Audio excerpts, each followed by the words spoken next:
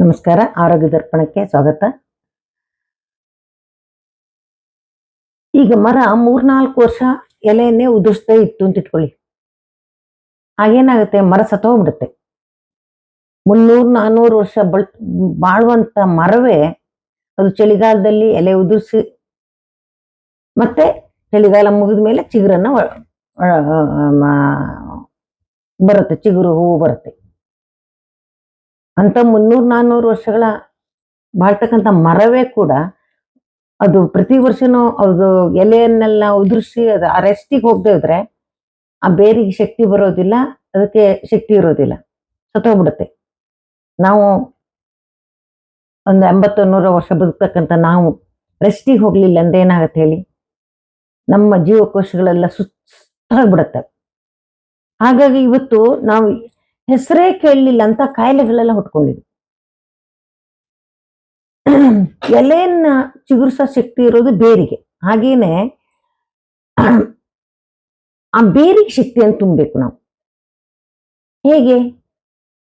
ಆ ಬೇರಿನ ನಾವು ಆಹಾರದಲ್ಲಿ ಕೆಲವೊಂದು ಕಡೆ ಬೇರನ್ನು ಸೇರಿಸಿ ಅಡಿಗೆಯನ್ನು ಮಾಡ್ತಾರೆ, ಸೊಪ್ಪಿನ ಬೇರ್ಗೂಡ್ಲೆನೆ ಅಡಿಗೆ ಮಾಡ್ತಾರೆ.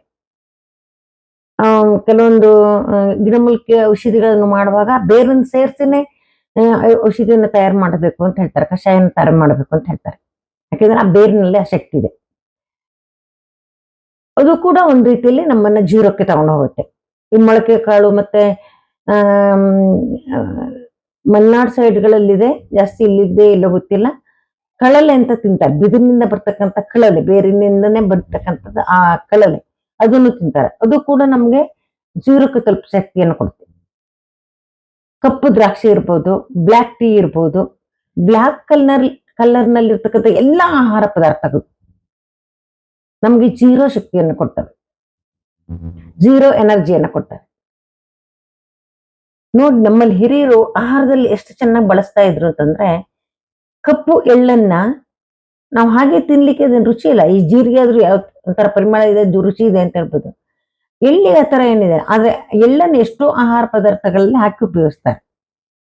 ಯಾಕೆಂದ್ರೆ ಕರಿ ಎಳ್ಳು ನಮ್ಗೆ ಆ ಶೂನ್ಯತ್ವವನ್ನು ಕೊಡುತ್ತೆ, ನಮ್ಮ ಜೀವಕೋಶಗಳನ್ನ ರಿಜಿನೇಟ್ ಮಾಡುತ್ತೆ. ಆ ನಮ್ಮ ಎಲ್ಲಾ ಜೀವಕೋಶಗಳು ಶೂನ್ಯಕ್ಕೆ ಜಾರಿದಾಗ ನಮ್ಗೆ ಒಂದು ಅತ್ಯುತ್ತಮವಾದಂತ ಶಕ್ತಿ ಬರುತ್ತೆ. ಹಾರ್ಟ್ ಬ್ಲಾಕೇಜ್ ಆದಾಗ್ಲೂ ಕೂಡ, 90% ಹಾರ್ಟ್ ಬ್ಲಾಕ್ ಆದಾಗ್ಲೂ ಕೂಡ ನಾವು ನಂಬರ್ 0 ಅಂತ ಬರೆದಾಗ ಆ ಹಾರ್ಟ್ ಶೂನ್ಯ ಸ್ಥಿತಿಗೆ ಹೋಗಿ ಅಲ್ಲಿ ಒಂದು ಶಕ್ತಿಯನ್ನ ಪಡ್ಕೊಳ್ಳುತ್ತೆ. ಅದರಿಂದ ಹಾರ್ಟ್ ಬ್ಲಾಕೇಜ್ ಕೂಡ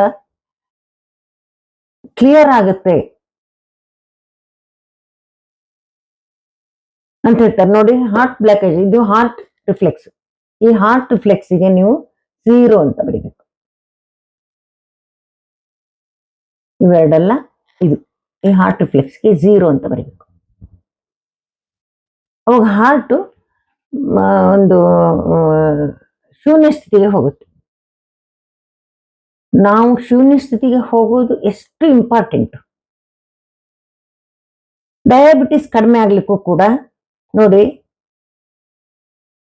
ಎಡಗೈ ತೋರು ಬೆರಳು ಈ ರಿಫ್ಲೆಕ್ಸ್ ಇದೆ, ಪ್ಯಾನ್ಕ್ರಿಯಾಸ್ ರಿಫ್ಲೆಕ್ಸ್,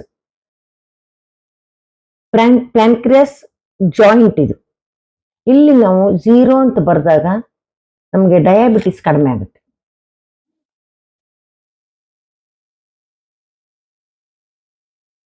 ಇದ್ರ ಜೊತೆಗೆ ನಾವು ಅಂಗೈನಲ್ಲಿರ್ತಕ್ಕಂಥ ಲಿವರ್ ರಿಫ್ಲೆಕ್ಸ್ಗೆ ಮತ್ತು ಸ್ಟಮಕ್ ರಿಫ್ಲೆಕ್ಸ್ಗೆ 0 ಅಂತ ಬರೀಬೇಕು. ಲಿವರ್ ರಿಫ್ಲೆಕ್ಸ್ಗೆ, ಸ್ಟಮಕ್ ರಿಫ್ಲೆಕ್ಸ್ಗೆ ಮತ್ತು ಪ್ಯಾನ್ಕ್ರಿಯಾಸ್ ರಿಫ್ಲೆಕ್ಸ್ಗೆ 0 ಅಂತ ಬರೆದಾಗ ನಮ್ಮ ಡಯಾಬಿಟಿಸ್ ಕಡಿಮೆ ಆಗುತ್ತೆ. ಇದನ್ನು ನೀವು ಉಪಯೋಗಿಸಿ ನೋಡಿ, ಡಯಾಬಿಟಿಸ್ ಇದ್ದವರು ಇದನ್ನ ಕಡಿಮೆ ಮಾಡ್ಕೊಳ್ಳಿ. ಮತ್ತು ನಿಮ್ಮ ಅಭಿಪ್ರಾಯಗಳನ್ನ ಕಮೆಂಟ್ಸ್ ಮೂಲಕ ತಿಳಿಸಿ, ಚಾನೆಲ್ ಅನ್ನು ಸಬ್ಸ್ಕ್ರೈಬ್ ಮಾಡೋ ಮೂಲಕ ಪ್ರೋತ್ಸಾಹ ನೀಡಿ. ಮತ್ತು ನಿಮ್ದು ಯಾವ್ದಾದ್ರು ಸಮಸ್ಯೆಗಳಿದ್ರೆ ಈ ನಂಬರಿಗೆ ಮೆಸೇಜ್ ಮಾಡ್ಬೋದು, 6366310264. ಇದಕ್ಕೆ ನೀವು ಮೆಸೇಜ್ ಮಾಡ್ಬೋದು, ನಾನು ಉತ್ತರವನ್ನು ಕೊಡ್ತೇನೆ. ಇದಕ್ಕೆ ಕೇವಲ 101 ರೂಪಾಯಿ ಮಾತ್ರ ಚಾರ್ಜ್ ಮಾಡ್ತಾ ಇದ್ದೇನೆ. ದಯವಿಟ್ಟು ಸಹಕರಿಸಿ ಮತ್ತು ಚಾನಲ್ ಅನ್ನು ಸಬ್ಸ್ಕ್ರೈಬ್ ಮಾಡಿ ಪ್ರೋತ್ಸಾಹ ನೀಡಿ. ನಮಸ್ಕಾರ.